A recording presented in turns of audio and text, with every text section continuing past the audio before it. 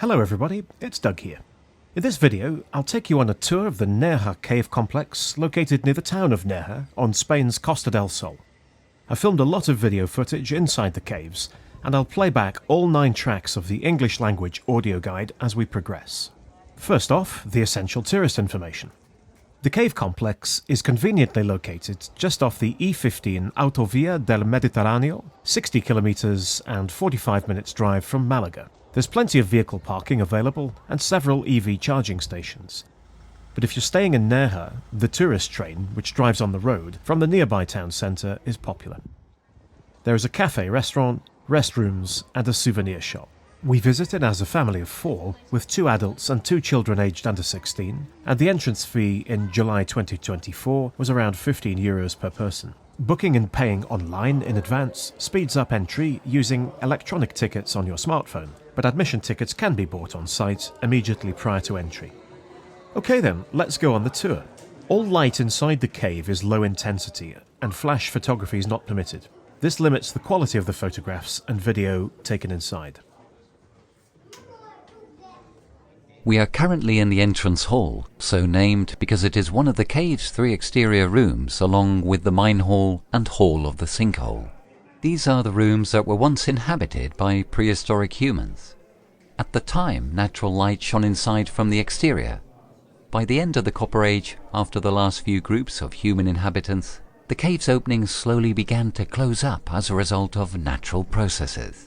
Archaeological excavations began almost immediately after the cave was discovered. They revealed virtually the entire history of how the cave had been used. It was inhabited seasonally throughout a good portion of the Upper Paleolithic Age. At the time, the coastline was approximately 4 kilometers further away than it is today as a result of the last ice age. The oldest known strata correspond to the Gravettian phase, one of the earliest stages of the Upper Paleolithic era that occurred around 24,000 BCE. Back then, humans occupied the caves during certain seasons, with cave hyenas living there when humans were absent. The Solutrean phase was the next stage of the era, lasting from 21,000 to 16,500 BCE. During this period, the cave was home to an even larger number of seasonal inhabitants during autumn and winter. Finally, in the last stage of the Paleolithic era, the Magdalenian culture of 12,500 to 10,800 BCE, the cave was inhabited on a near-permanent basis. These were hunter-gatherer groups whose diet primarily consisted of small animals such as rabbits or large herbivores from the surrounding region, especially deer and wild goats. Other important sources of food included wild fruits and vegetables, monk seal, fish, and shellfish. As the Ice Age drew to a close during the Epipaleolithic era of approximately 10,500 to 7,000 BCE, the coastline was similar to how it looks today. Its many cliffs enabled the hunter-gatherers to supplement their diet with rock-clinging shellfish. A very impressive stratum was discovered in this room. At almost 1 meter thick in some parts, it is composed almost entirely of mussel shells. In the nearby hall of the sinkhole, archaeologists successfully excavated some of the Iberian Peninsula's most well-preserved remains from the era Pepita, as the skeleton is affectionately known, which can be seen in the Nerja Museum. The cave's archaeological history ends with the late prehistoric era, with evidence of all the stages of the Neolithic period from 7,000 to 4,500 BCE, and Copper Age from 4,500 to 3,000 BCE. During these periods, the cave was used for shelter, storage, and maintaining livestock. The cave's use as a burial ground is especially relevant during the transition between these 2 historical periods, with evidence of burials found in the inner caverns. A large number of skeletal remains have been discovered buried in the fetal position.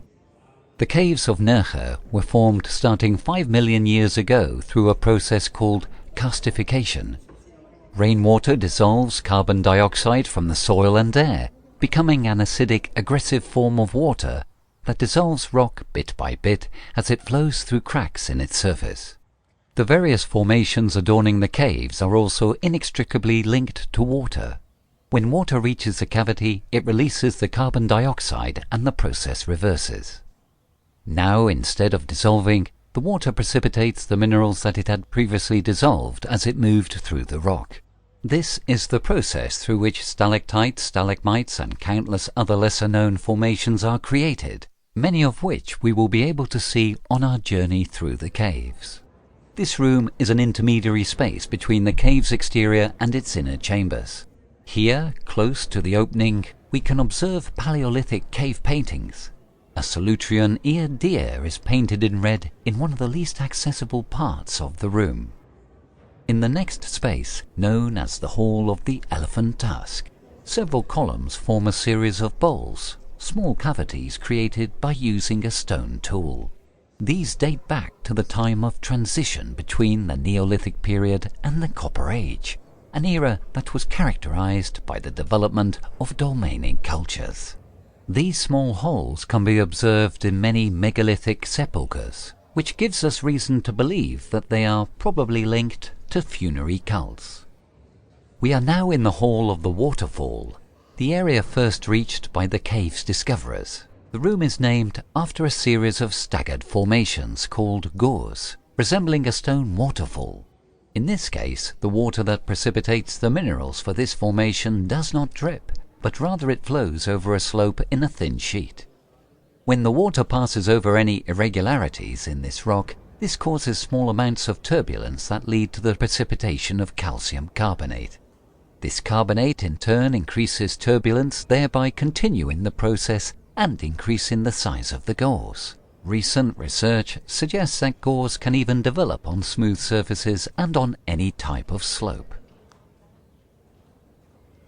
The Earth's past is no less important than that of human beings. Just as an ancient tree preserves a record of its life, the Earth preserves a memory of its past, written in its depths and on its surface, in its various rocks and landscapes. The caves of Nerja are a gem in our geological heritage, as a result of their spacious caverns, scientifically fascinating formations and sediments, and the sheer amount, variety and spectacular nature of its speleothems. Formations in the shape of macaroni, cones, cave pearls, pine cones, clouds, condylites, flags, helictites, discs, and many other create an unforgettable subterranean landscape. Some of the cave's formations are so well known that they have their own name, like the Boot, the Tower of Pisa, or the Capitol. The Nerja Cave Research Institute regularly monitors the different factors necessary for preserving the cave. In addition, a complete network of sensors record key parameters every hour in order to measure air and water conditions within the cave. This area is also known as the Ballet Hall. As a result of its spaciousness and gorgeous natural landscape, it has been the site of the International Festival of Music and Dance since July 1960, which has seen participation from the likes of Rostropovich, Maya Plisekaya, Joaquin Cortez, Alfredo Kraus, Montserrat Caballé, José Carreras, and Paco de Lucia. Following the same path that the young discoverers of the caves took, we reached the Hall of the Phantoms, so called for the group of stalagmites with evocative shapes that cast a number of eerie shadows. However, our pioneering youngsters were not afraid of these ghostly shapes. What really scared them were the human skeletons that had been deposited on the floor of this room. The notion that perhaps these were the remains of prior visitors to the caves who had been unable to find the way out quickly cut short the visitors' expedition of the caves. This is where their first adventure came to an abrupt end, although they went on to contribute to the discovery of new galleries. The discovery of these human remains was one of the reasons that led authorities at the time to protect the cave and commence the archaeological investigations that continue to this day. The remains revealed the cave's funerary importance, including its inner regions during the Neolithic period and Copper Age. One of the sets of remains may even date back to as recently as the Bronze Age. Amidst the various funerary objects, perhaps the most noticeable is a double-handed pot left fossilized in a flowstone. A magical landscape emerges before our eyes now.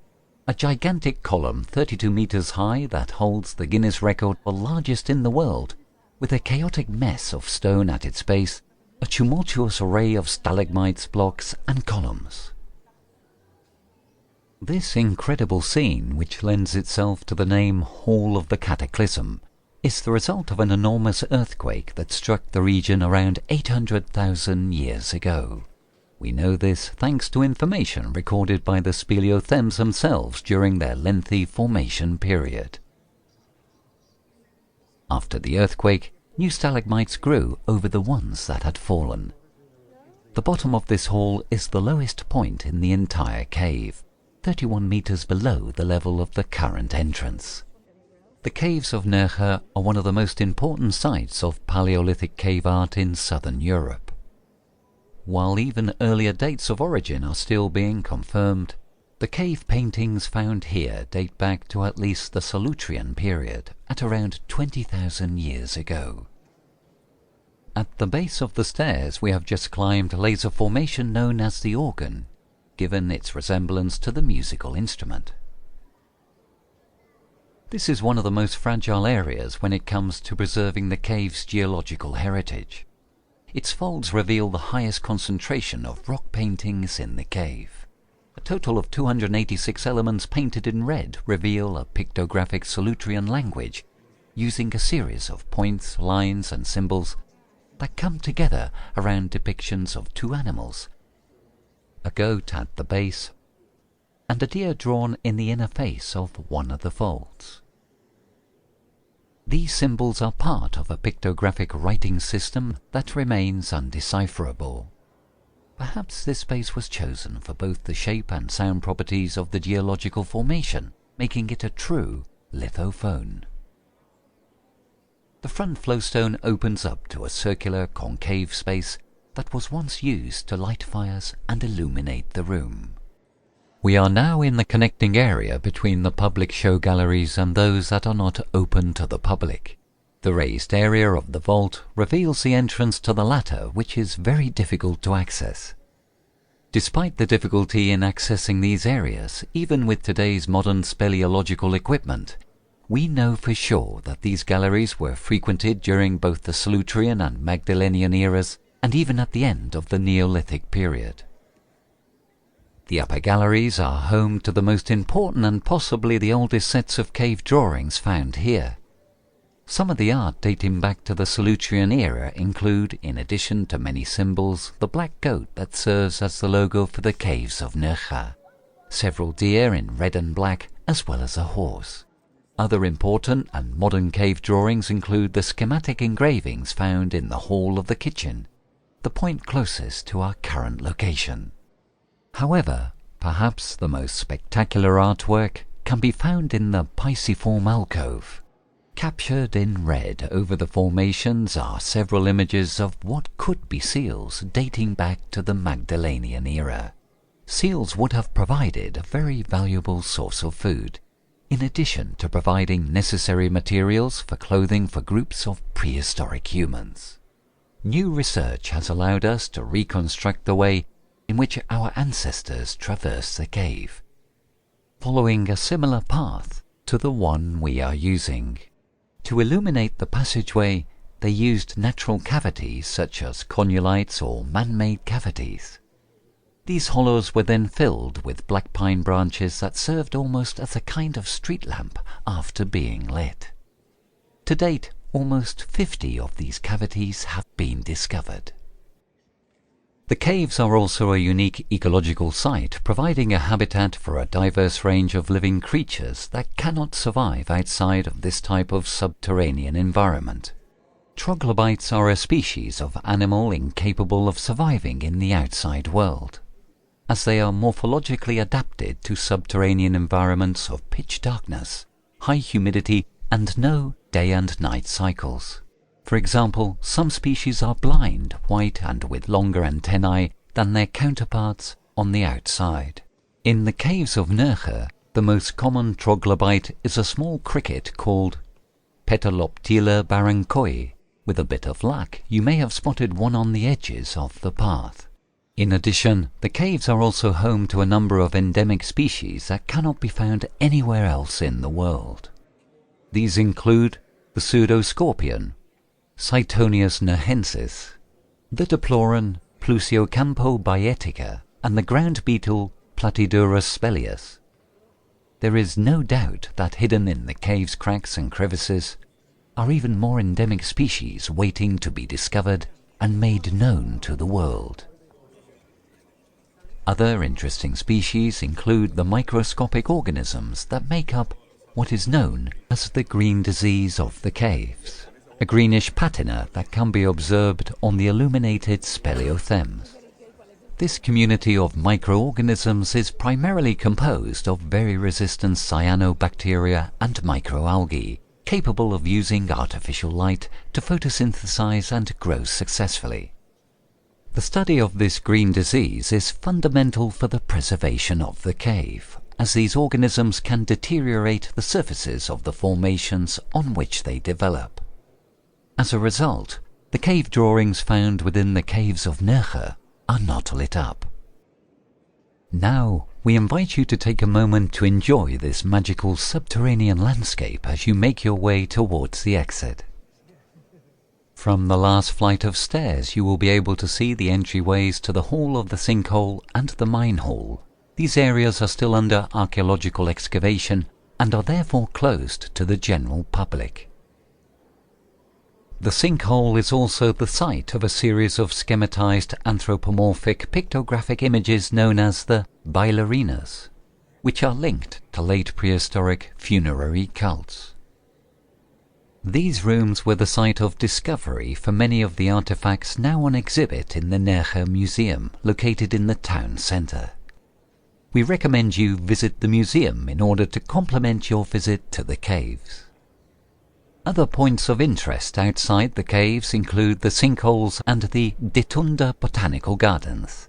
You can also stroll along the path that winds above these subterranean galleries and take the chance to appreciate the magnificent, beautiful landscape with the picturesque village of Maro nestled in the cliffs between the mountains and sea.